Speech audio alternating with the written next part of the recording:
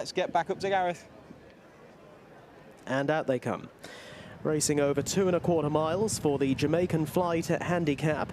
And early on, just the 5 runners. Who's the pace going to be coming from? Pigeon House on the outside of Diamanda Van Disi. They are the first 2, within 3rd Royal D-side. And then in 4th, Bamboo Bay. And last of the 5 is Glory and Honour, as they now begin the run left-handed and away from us. Pigeon House showing out in the lead now in the hands of George Wood by around about a length or so to Royal D-side, who's now in the dark blue coloured jacket with the blue armlets, racing in 2nd. Diamanda Van Disi over towards the inside is in 3rd.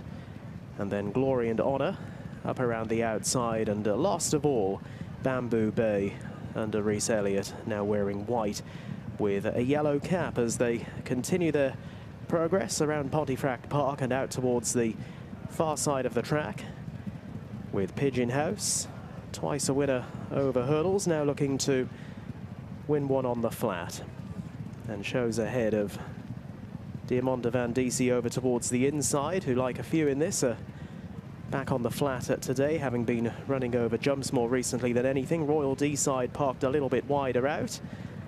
Glory and Honour following, with Bamboo Bay over towards the inside, and there's only around about 5 lengths or so covering the quintet as they continue their progress going out towards the far side of the course in a race named after Jamaican Flight, who was a tremendous staying horse on the flat. He was a very good horse over jumps as well back in the late 90s and early 2000s. Had 29 starts here at Pontefract, won 4 of them, and usually always raced over a marathon trip. This would have suited him just fine, and it is Pigeon House who continues to show out in the lead here under George Wood, with Royal D-side and David Nolan tracking the leaders every move. A close second, Diamanda Van Disi, Jason Hart, the red cap, running in 3rd. Glory and Honour, PJ McDonald lying in 4th, and Bamboo Bay under Rhys Elliott continues to be last of the 5. They're well through halfway now, and from here less than a mile to go. They're heading across towards the corner where you can see Escape in the background, and up ahead it is Pigeon House, still by 3 parts of a length over Royal D-side, with back in 3rd Diamanda Van Disi, then in 4th Glory and Honour, and Bamboo Bay continues to race at 5 of 5. So no great changes, left-handed, and now along the side of the track, which will bring them all the way back towards home in the Jamaican Flight handicap. Pigeon House leading by around about a length over Royal D-side in the dark blue colours, and then Diamanda Van Disi down along the inner.